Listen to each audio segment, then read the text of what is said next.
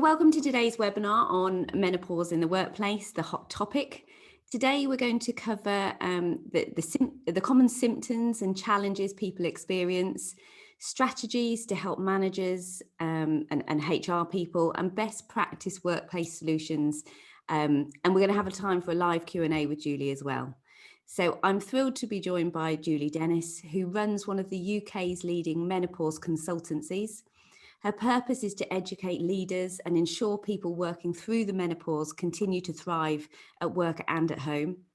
So over the last 5 years, Julie's been partnering with organisations large and small across the public and the private sector. Her clients range from Royal London, the House of Lords, to small housing associations and private businesses. She delivers tailored menopause at work training solutions that promote inclusively. The session today, as I think I mentioned to you, will be recorded and be sent to you in the next 5 days. Please do feel free to ask questions as we go along in the chat box. I will ask Julie them as we're talking to make sure that any questions you've got have been answered. So I will pass over to Julie, and thank you for being with us. Great, thanks very much for that introduction, Eloise, and good afternoon, everybody else. So before I get started, I just want to say that for the purposes of this session, I will be using the term women or woman, but I do intend that to include all trans and non-binary colleagues. So I'm just going to give you a kind of 15-minute slideshow, really, to put what we're talking about today in context, and then we'll be following up with a Q&A session. But I don't necessarily want me to be just talking at you for the next 15 minutes either. So if you've got anything to say, anything to share, or any questions, then please don't hesitate to make use of the chat box. So what I'm going to take you through very briefly is the business case. Why do we even need to talk about menopause at work? An overview of what menopause is and common symptoms, and a menopause inclusion framework for those of you who are interested in how to apply what we talk about menopause today into your workplace. But what I would like to do is start off with a question for you. Don't worry, it's not difficult. I'm just trying to get a sense of how everybody is feeling about menopause right now. So what I would love you to do is just type into the chat box 1 or 2 words that describe the way that you feel about menopause right now. And there's no right or wrong answers. So you might feel uncertain or uninformed or uneducated, or perhaps you're quite comfortable and confident around the topic. But just 1 or 2 words in the chat box to describe the way that you feel about menopause right now. Here we go. Exhausting, tiring, got some awareness going on. Excellent. Thank you, Hannah. Not understood, overwhelmed, unsure. Glad it's behind me. There is light at the end of the tunnel, right, Melanie? Apprehensive, unsure, coming out of it now, frustrated about how little employers know about it. I know, but we're working really hard to change that. Not sure how to deal with it in the office. We'll be talking about that today.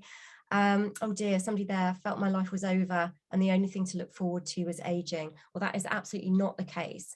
And the reason why so many of us tend to feel like that is because of the low levels of education around menopause. You know, we're taught at school around the start of the fertility journey, periods, etc. But no mention was made at the time of how that fertility journey ends, what can happen to us and what can happen afterwards, which is one of the reasons why we're having to plug this gap in the workplace now.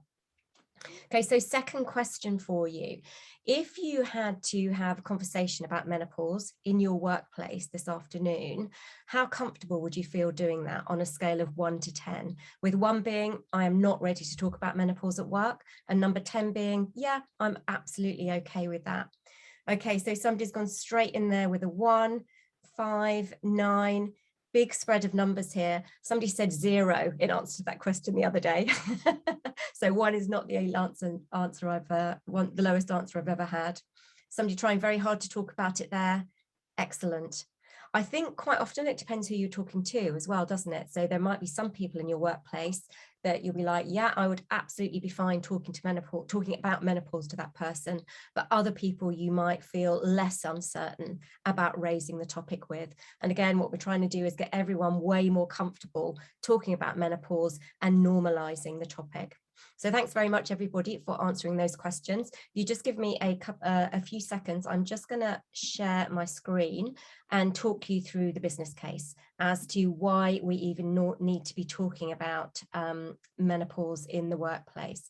Can you just pop a 1 in the chat box if you can see that slide, please? Yeah, we can see it. You can see it. Brilliant. Yeah. Okay. Hurrah. Okay, right. The business case. Why do we even need to talk about menopause in the workplace? Well, there's 3 very distinct and compelling reasons, actually. First of all, risk. Whilst there's no specific legislation in place right now to protect women working through menopause, we do have general protection under the 2010 Equality Act. And as you probably know, there are 9 protected characteristics under the 2010 Equality Act, and there are 3 that have been shown to be relevant to menopause at work. And we know they're relevant because they've already been used in employment tribunals. So the 3 protected characteristics you need to be aware of when it comes to menopause and work are age, sex, and disability. Now, you might not be surprised about the first 2, but what about the third one, disability? Well, what we're not saying is that menopause is a disability. What the law does recognise is that the symptoms of menopause can have a long-term effect on day-to-day activities that meet the definition of disability under the Act. So the legal case is quite compelling. Next piece is around retention. According to a piece of research by Bupa recently, nearly 1 million women are believed to have left the workplace because of menopause symptoms, not being able to manage them, and not being able to access support within their workplace. You think about the amount of time and money you invest in your workforce. What you don't want to do is to be losing expert and experienced members of staff because of something that actually can be easily managed within the workplace and also at home. And the third piece is around reputation. You know, when you set yourself up as an employer of choice, what you are doing is creating an environment where it's okay to talk about sensitive topics like menopause if you want to. So risk, retention, and reputation, supporting all your people through all their career stages and all their life stages. And if you want to find a little bit more, dig a bit deeper into that business case, then just pop over to juliedennis.net/white paper 2021, and you can download my latest report on the topic. So that's the business case. What is menopause? So menopause itself is it's a moment in time, and it's a moment when you have your final period. However, because at the time you don't know it's your final period, menopause is defined as 12 months after that date. So once you've been for 12 clear months without a period, you are then officially in menopause. The average age for that to happen in the UK is 51. However, 1 in 100 women under the age of 40 will reach what's still considered to be a natural but early menopause, and 1 in 1,000 under the age of 30. You can also experience an early menopause as a result of medical intervention. That could be surgery, like a full hysterectomy, which was my experience in my early 30s, or treatment. Certain treatments, chemotherapy, for example, can bring on early menopause. It's important to remember that trans colleagues can and will experience menopause too. So a trans man, for example, may still have womb and ovaries intact and therefore experience menopause symptoms. What's also interesting, I think, is that men undergoing treatment for prostate cancer can experience menopause-like symptoms, especially the fatigue, the disrupted sleep, and night sweats at night too. So whilst you might have this image of menopause being something that affects women of a certain age, the reality is that menopause can affect people of all ages and all gender identities. Now, after that 1 day of menopause, you're officially postmenopause. And whilst your symptoms should start to fade, they tend to hang around for another 4 to 5 years. The time leading up to menopause is known as perimenopause, when hormonal changes first start to take place with regards to your testosterone, progesterone, and estrogen levels. These hormone levels begin to fluctuate. So the overall trend is downwards. Actually, what they do is fluctuate, and that's what can trigger symptoms. And perimenopause can start 4 to 5 years before the date of that final period. So for some people, all in all, you're looking at 8 to 10 years of symptoms, about a quarter of your working life. So another really good reason, I think, why we need to be talking about menopause in the workplace. What do the symptoms of menopause look like? Here are a few. This isn't a finite list by any means. What I'd like you to notice is that they are a mixture of both physical and psychological. It's important to recognize that menopause is a very unique experience. So my experience of menopause, for example, will be very different to Eloise's. And even if we were to experience the same symptoms, they wouldn't necessarily be at the same time or to the same degree or the same intensity. The symptom we hear talked about all the time, of course, is hot flushes. Is it hot in here? Is it just me? Ha ha ha.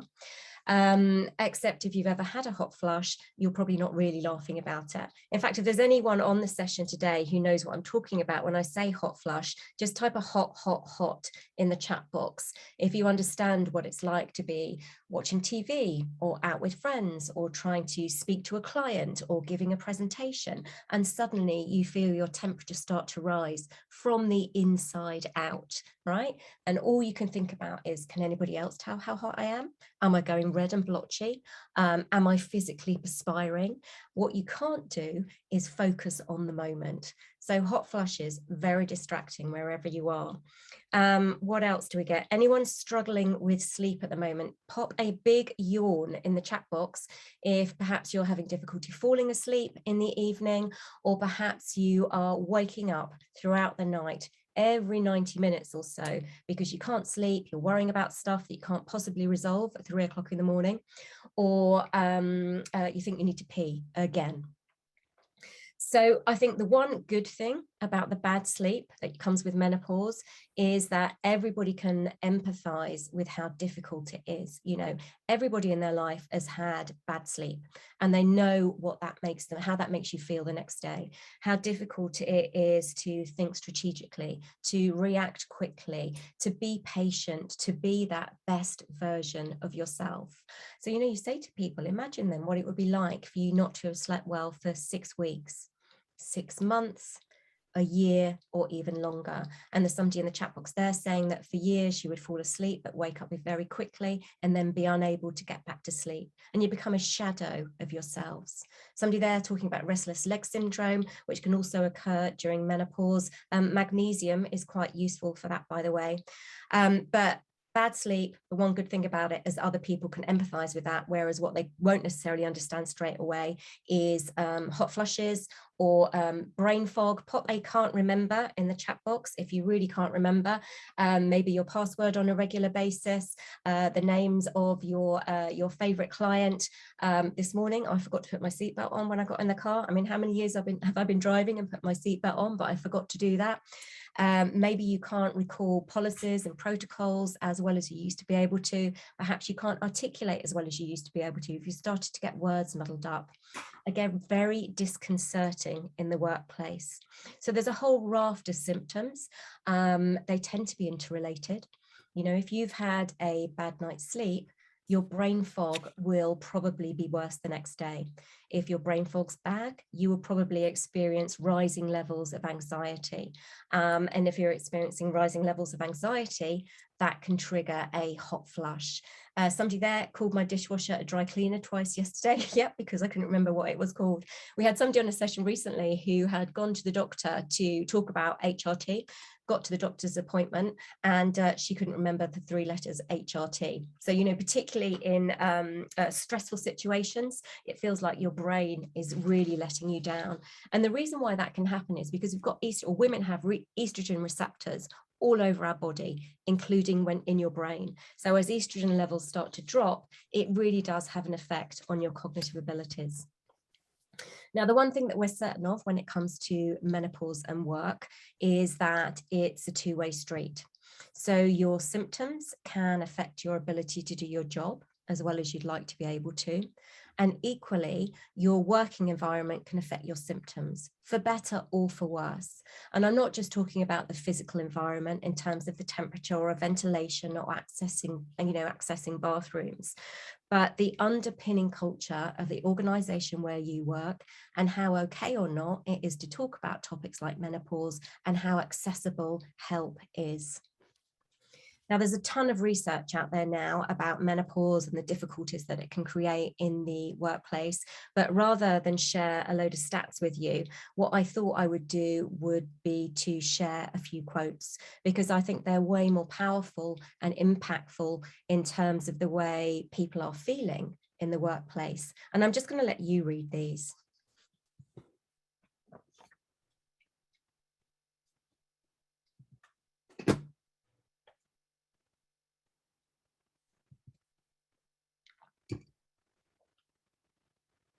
I never know whether to laugh or cry at the last one. I remember a time many years ago, I hasten to add, when I would spend my weeks recovering from my weekend. But what you certainly shouldn't be doing is have to spend your weekend recovering from your week, because you've had to pretend that everything's okay when actually it isn't. Now, the good news is that it doesn't have to be that way. And there are choices for managing symptoms from a personal perspective. And the key word there is choice. Nobody should be telling anybody how they should be managing their symptoms. It's all about doing the research, getting the information, and then making an informed decision about what's right for you. So typically there are two choices, going down the medical route with HRT, hormone replacement therapy. It's had a lot of bad press in the past. However, what we now know is that for the majority of people, not everyone, but for the majority of people, the benefits of taking HRT will outweigh the risks. And that's not just in terms of managing those shorter term symptoms like the brain fog and the lack of sleep and the itchiness or the achy joints or the anxiety or the migraines, but also in helping to manage the longer term effects of low levels of estrogen around brain health, heart health, and bone health. However, HRT isn't for everyone, and some people can't take it. But lifestyle choices can be equally effective. And when it comes to lifestyle choices, it's really all about managing stress. And, we tend to think of stress as being something that is external, whether that is the explosion of traffic since the world has started to open up again, the pandemic itself, returning to work, difficult children, aging parents, whatever it is that's going on for you right now. But actually your body can become stressed out internally too, by the food you eat, what you drink, and even the way in which you exercise. So those are the two key choices there, really. It's around lifestyle choices or going down the medical route. Neither is right or wrong. It's all about personal choice. Now, from an organizational perspective, there are 6 key areas that you need to focus on, really, to put in a very supportive and inclusive menopause program. So the first is around engagement, engaging with your stakeholders from the outset so that you continually deliver what's relevant and necessary, and everyone gets a great learning experience. Involve is around inclusion, inviting everybody into the menopause conversation and tailoring your menopause initiative to support all your employee needs across all the identities, intersections, and intercultural groups within your organization. Support is about providing support for everybody, not just people experiencing symptoms. You want to be promoting an equitable environment and provide accessible support for all employee groups, for colleagues, family, and friends too. The education piece is for your leaders, your managers, HR and OH teams who need to be up to speed with the business case, able to meet legal requirements and consider reasonable adjustments so that everyone can continue to work to the best of their ability. And the final piece is sustain, because this isn't a one-off, nice to have tick box initiative. It's business critical and should therefore be treated as a long-term initiative that's embedded in both your well-being and your inclusion strategy. So that's your menopause inclusion framework in a nutshell. If you want to dig a bit deeper into menopause in the workplace, then as I said earlier, please just pop over to juliedennis.net white paper 2021 and download your copy of my latest report. Okay, yes, Delia, there will be a copy of the slides. I'm happy to share those with you, Eloise. So I am now going to come out of this screen, and then Eloise and I are going to have a chat, answer some questions, and cover any questions that you guys might have too right now. Great. Thanks, Julie. So we've had some questions that have come in pre the session, but do feel free to ask questions as we're going along, guys, like I said, so I can ask them for you. But can you tell us what a good menopause policy looks like, Julie? Yeah, so and this is becoming more important. We've got there's a government inquiry going on at the moment into menopause in workplace. I suspect the outcome will be legislative, and that we will see within the next couple of years, it will be an expectation that organisations over a particular size will be expected to have a menopause policy in place. So in terms of a menopause policy, obviously it's a document to provide clarity and communication and set boundaries around a particular topic, about expected behaviours from your employees and what your employee can expect from your employer. Traditionally you will start off with a statement around how menopause fits in with your overall inclusion and well-being strategy. I would recommend that you included a definition of the key menopause words, menopause, perimenopause, postmenopause, a note of all the employee groups who can be affected by it, potentially examples of symptoms. It can be useful to describe the roles within your organisation, making it clear that everybody has a role to play, including the managers, leaders, the company itself having a responsibility of health and well-being. Maybe you have mental health first aiders, or you've upskilled them to become menopause champions, what their role is, and a reminder that employees themselves have a responsibility for their own health too. You might want to include a list of reasonable adjustments that could be considered within your organisation. And also, I would always recommend that you would include links to relevant internal policies, which may be around absence management, flexible working, dignity at work, those types of policies that interrelate with menopause, and potentially some signposting to external resources too.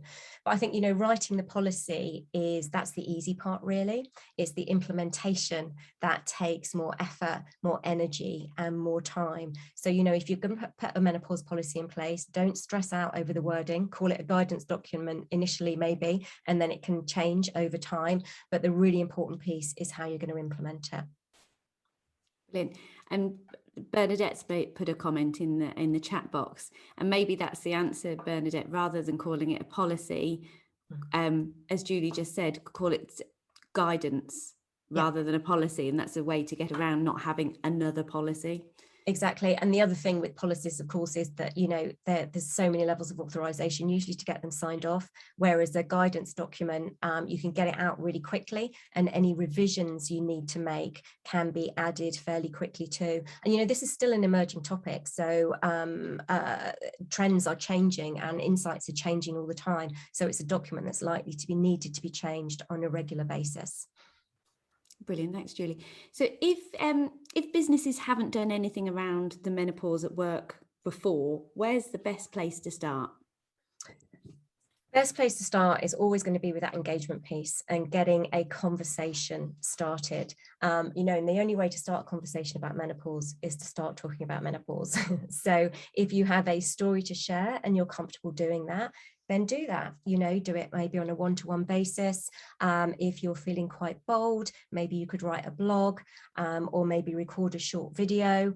It can be another nice place to start is to just set up an informal Zoom meeting. Just pop out an invitation to say that I'm going to have a menopause meetup. Anyone interested in the topic who has something to share or just wants to listen, we'll be meeting at 12 o'clock on Thursday. Here's the link. Would love to see you there. And just do what you can to get the conversation going and normalize it. A lot of people are kind of scared of the word, but it's just a word. And the more you say it, the easier it becomes. So as a manager, how would you recommend people start conversations if you think one of your team members is struggling because of the menopause? Yeah, so this is one of the things that managers tend to be most nervous about, saying the wrong thing, especially if they haven't had specific menopausal training within their organizations. And I would say that all the tribunals that we've seen where women have been performance managed out tend to be within organizations where the managers haven't had any training. So they've just gone off their own personal views or experience. So training your managers is really, really important. But in terms of how a manager should start that conversation, what they don't do is start it by talking about menopause, because first of all, you don't know whether it is menopause or not. You don't know what is going on in somebody's life until they have shared that with you. Plus, if somebody doesn't want to say they're menopausal, they absolutely don't have to. You can't force somebody to disclose. You can't out someone for being menopausal. So as a manager, what you would do is comment on what you have seen has changed. So, for example, you always used to be very punctual, but recently I've noticed that you've been late on a number of occasions. Is there something going on? You always used to finish your projects well ahead of time. Actually, recently your deadlines are slipping on a regular basis. Is there something going on? So comment on what you've observed and then open up the conversation and invite your team member to explain what is going on, in whichever terms they choose to explain that, and then work together to come up with a solution, looking at reasonable adjustments if that's necessary.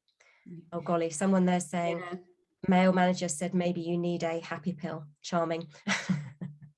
I imagine actually some of that response is quite common. Yeah. And so, if your manager isn't the right person to speak to for whatever reason, then go speak to another manager, speak to someone in your HR team, speak to occupational health, or if you've got an employee assistance program, it can be worth giving them a call too. On the flip side, Julie, then, if somebody's asked, how do I speak to my manager about my menopause symptoms? Yeah. Okay. If people aren't. Yeah, so again, a really difficult conversation, because it's personal. It's very personal. For some women, you can feel like you're opening yourself up to criticism, or that you're going to be viewed as a failure or unable to cope. Actually, that's not what you're doing.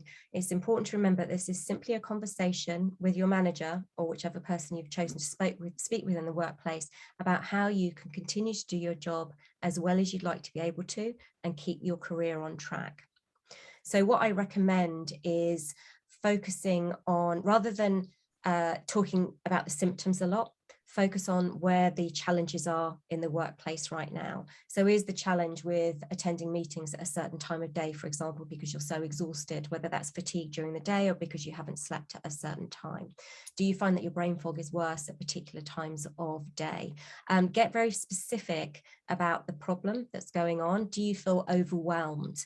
And come up with a solution if you have one. Are there things on your to-do list that could be paused for the time being, or perhaps passed on to someone else? I think, a thing is, what I remember from when I used to work in bigger organizations is that, especially if you've been in an organization for a while, even if you moved roles, some of your tasks from your previous roles just carried on with you, and they just kind of roll through your career with you. What can be ditched from your to-do list because actually it's not relevant for you any longer? So be very specific about what the challenge is, and if you can, arrive at that meeting with a solution. Yeah, solutions are always great to go to meetings with beforehand, aren't they, Julie? But if somebody's just saying, so if I can't speak to my manager because they wouldn't understand, whether he, she, either, what other options could there be at work? Yep. So find another manager who's open to a conversation with you. Always try and speak to your HR department, to occupational health.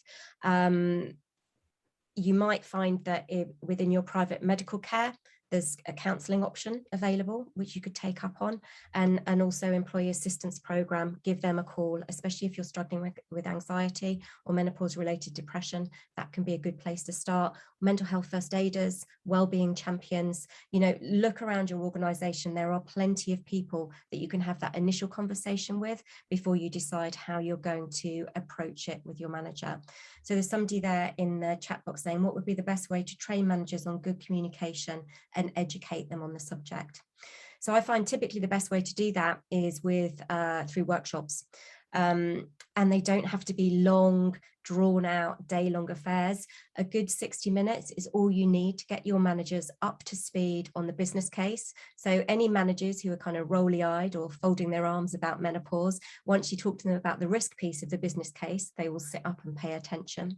You can give them a quick overview of what menopause is, common symptoms, and talk them through the reasonable adjustments so that they understand that this isn't about singling out a specific population for special treatment, but actually some of the reasonable adjustments that are put in place to support women experiencing menopause at work have already been used elsewhere in the organisation to support other people, whether that's around taking a break at a different time of day, or agile working, or moving your work area for anybody who is actually working in office at the moment to somewhere quieter or lighter or cooler, or whatever it is that you're looking for at the moment.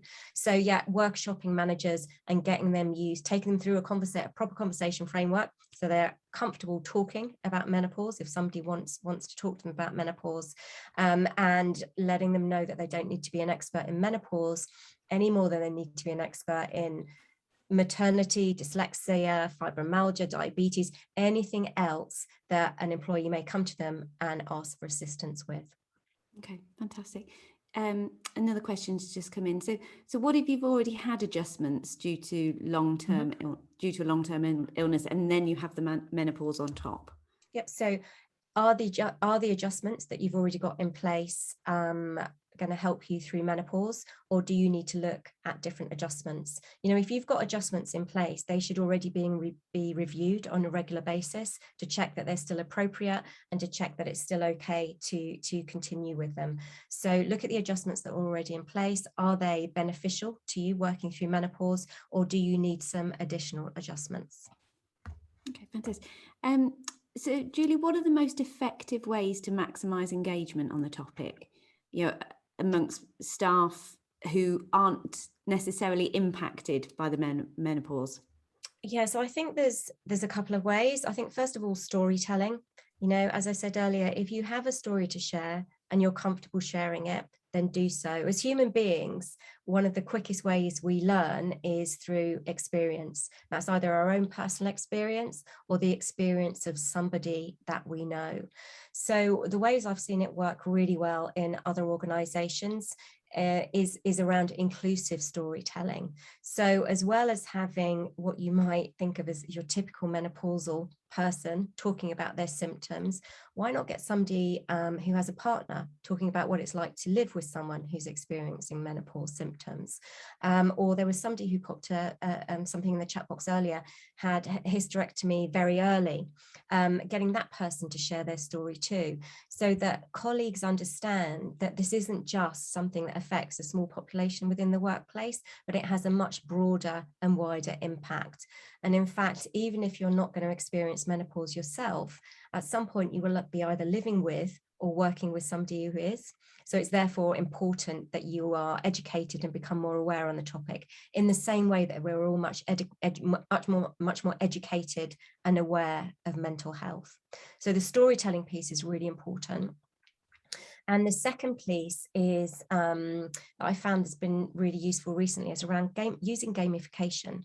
So, we tend to think about training very much along the lines of workshops and webinars and e-learning, and, they're all great and they all have their place. But if you want to get people involved, then have little quizzes, set challenges, set up discussion groups, something that gets people talking in a way that they wouldn't normally. It's okay to have a bit of fun with menopause. Yes, it is a very serious topic, but that doesn't mean you can't have some smiles in an appropriate way. And setting up a few competitions on World Menopause Day, for example, which is coming up on the 18th of October, is a really good way to generate wider engagement around the topic. Okay, brilliant.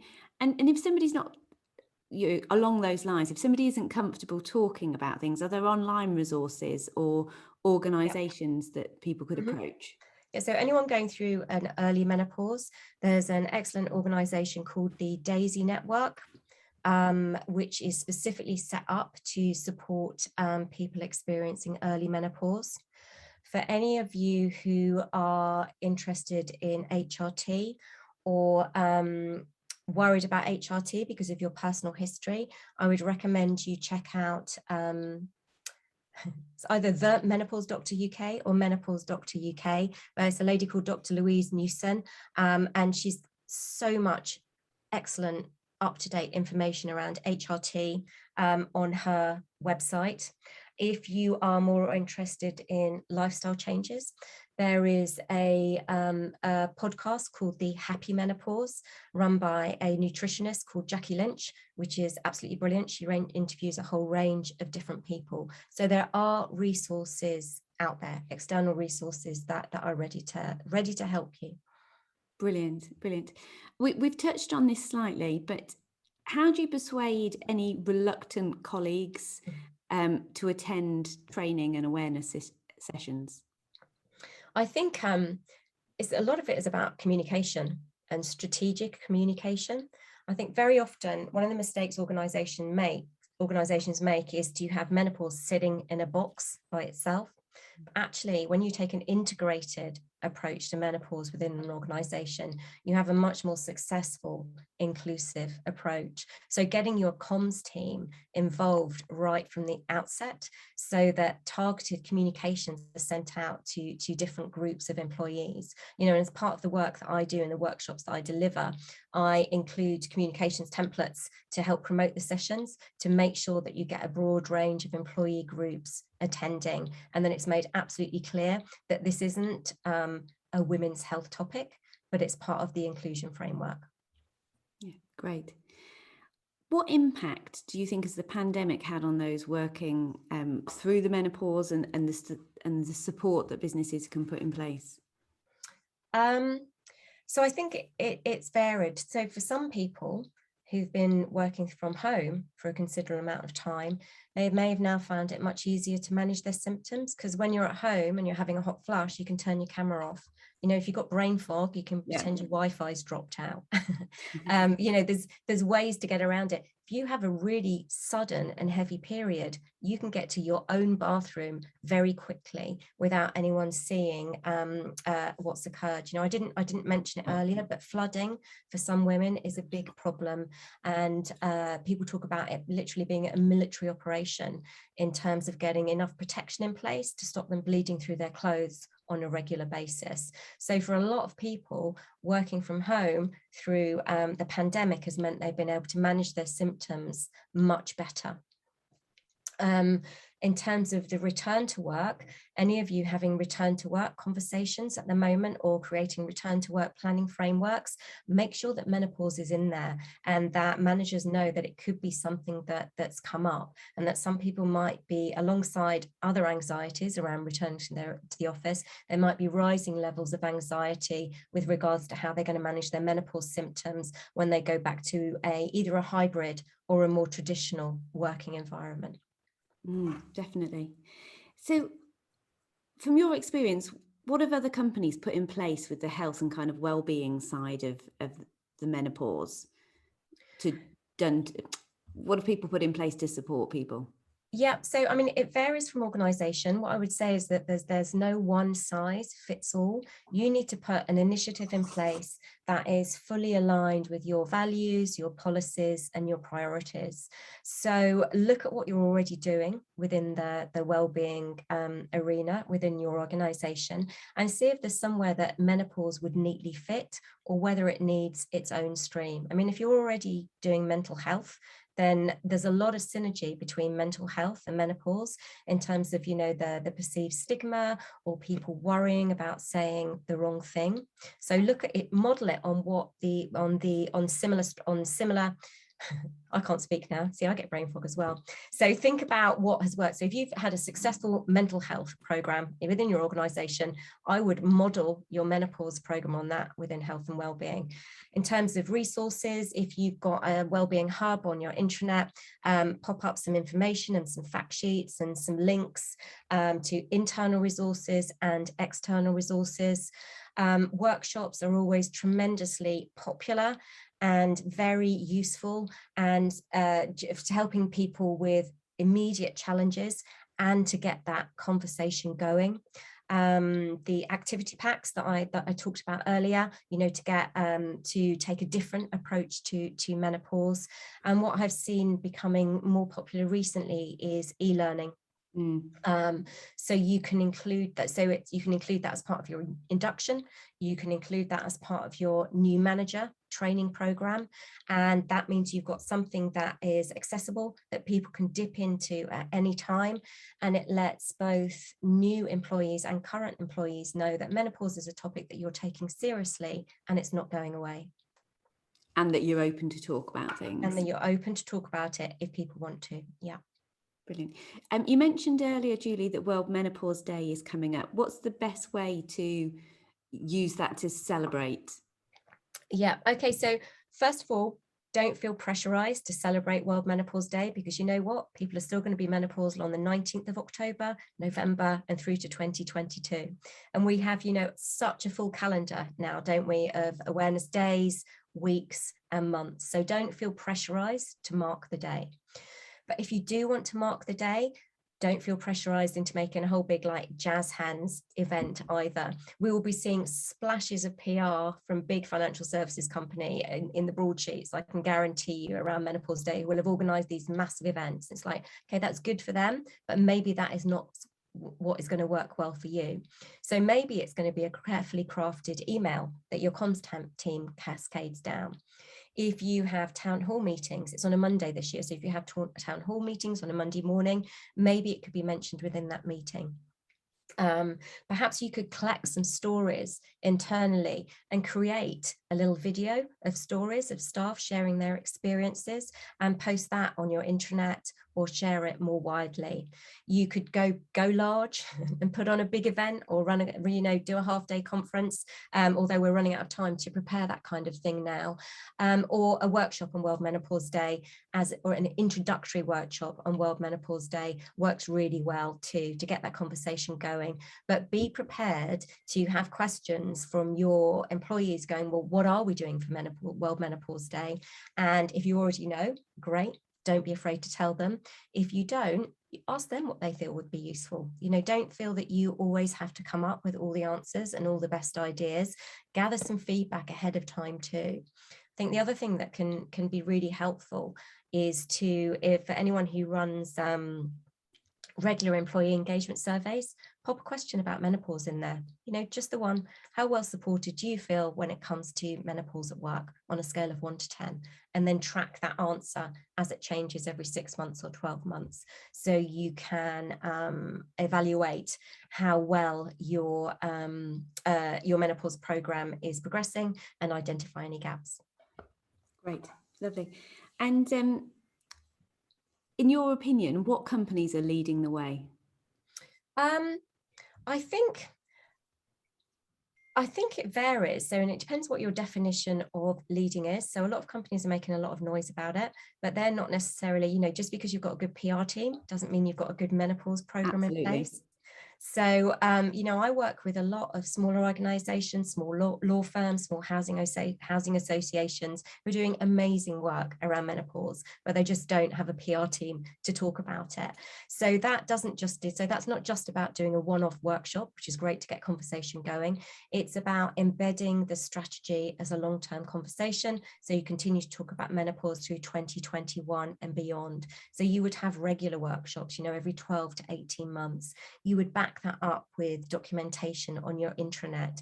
You would make sure that everybody is aware that the employee assistance program is there to help you, leverage the resources you've already got, train up your managers, get some menopause champions in place. Done a lot of work with Royal London. They're doing some brilliant work around this. Kirklees Council have been doing some amazing work around menopause for a good 3 to 4 years. And they started with a half-day conference actually about 4 years ago now, the highlight of which was 3 employees sharing their stories, getting up on stage and talking to 100 of their colleagues about their menopause experience. Wow. Sellafield are doing great work around menopause. They're doing a big celebration again for Menopause 2021. but they've got mandatory training in place, awareness sessions, a big menopause network, very supportive menopause network, and diverse menopause network.